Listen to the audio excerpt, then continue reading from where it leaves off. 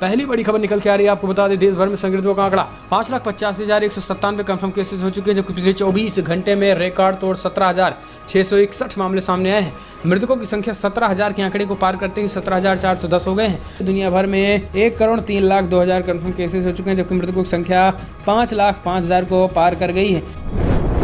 प्रधानमंत्री मोदी ने मंगलवार को राष्ट्र को संबोधित करते हुए एक बार फिर से राजनीति खेल गए। दरअसल आपको बता दें कि 5 महीने का उन्होंने फ्री राशन देने का तो ऐलान किया है, लेकिन जानकारों का मानना है कि ये मोदी सरकार गरीबों का पेट भरने के लिए नहीं बल्कि अपनी राजनीति साधने के लिए कर रहे हैं। आने वाले समय में पश्चिम बंगाल में चुनाव और बिहार में चुनाव होने वाले हैं और इसी सबको देखते हुए बिहार की जनता को खास करके ये तोहफा दिया जा रहा है ताकि बिहार के विधानसभा चुनाव में राजनीतिक रोटियां सेकी जा सके।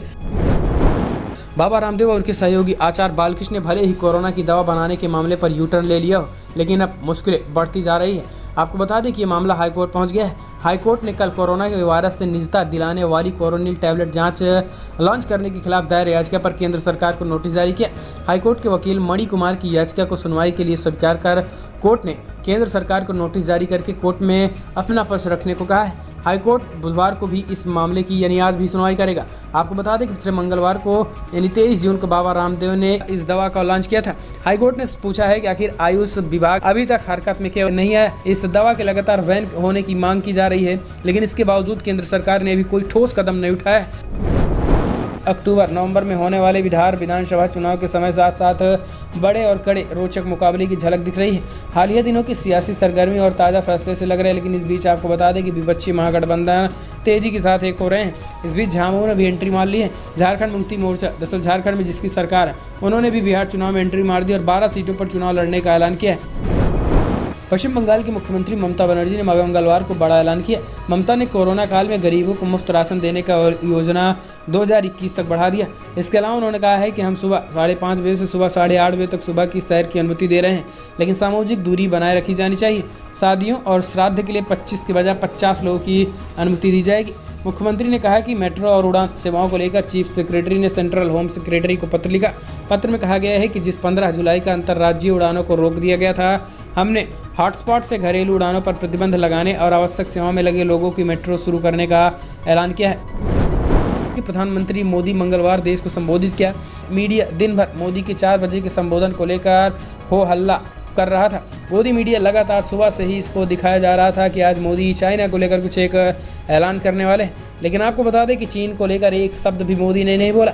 यही कारण है कि असद ओवैसी ने मोदी सरकार पर मोदी पर हमला बोलते हुए उन्होंने कहा है कि आज चीन पर बोलना था, बोल गए चना पर। इसके साथ ही उन्होंने कहा है कि आज चाइना को कोई करारा जवाब नहीं दिया गया है। कोई फर्जी ऐप्स बैन करने से चीन को कोई भी रत्ती भर फर्क पड़ने वाला नहीं है। ऐसे में देश की भक्तों को ही मूर्ख बनाया जा सकता है।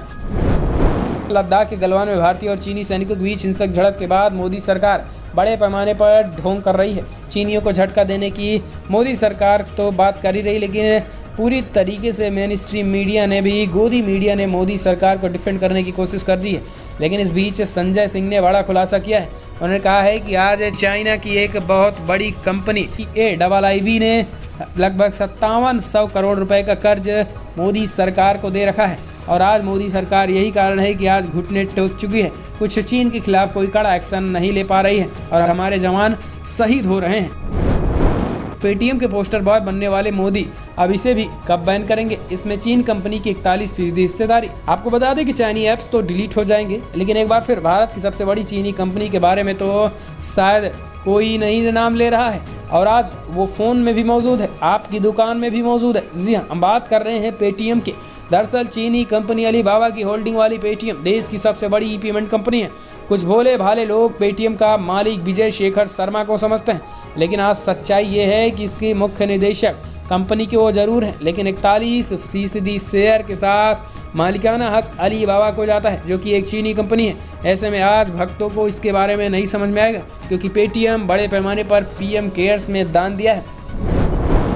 कि मध्य प्रदेश में सिंधिया और शिवराज के दबदबे पर लगाम लगाने के लिए मध्य प्रदेश में मंत्रिमंडल का विस्तार फिर से रुक गया है। यही कारण है कि आपको बता दें कि मध्य प्रदेश में बीजेपी दूसरों को घर उजाड़ने में अब अपनी ही घर पूरी तरीके से उजड़ती हुई दिखाई दे रही है। नौबत ये आ चुकी है कि जो कद्दावर नेता पिछले 1990 के बाद से बीजेपी के साथ थे, आज उनके साथ छोड़ने पे कगार पे हैं। बीजेपी के अपने ही कद्दावर नेता जो 1990 से ही बीजेपी के विधायक होते आ रहे हैं, नरोत्तम मिश्रा के साथ साथ कई बड़े ग्वालियर चंबल के नेता हैं जो बीजेपी से नाराजगी हैं और माना जा रहा है कि इसी उपचुनाव में बीजेपी को अच्छा मजा भी चखा सकते हैं। फिल्म अभिनेता शेखर सुमन ने मंगलवार को राष्ट्रीय जनता दल के नेता तेजस्वी यादव से मुलाकात की।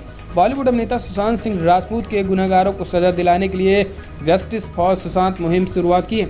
शेखर सुमन ने बिहार विधानसभा चुनाव में विपक्ष के नेता तेजस्वी यादव से मुलाकात करने के बाद एक संवाददाता सम्मेलन में सुशांत की मौत को आत्महत्या बताने पर कई प्रश्न भी उठाए हुए हैं। बड़ी खबर में इतना ही, लेकिन अगर आपको वीडियो पसंद आए तो लाइक करें, शेयर करें, कमेंट के माध्यम से अपनी राय देना ना भूलें। इस वीडियो में इतना ही। जय हिंद, वंदे मातरम।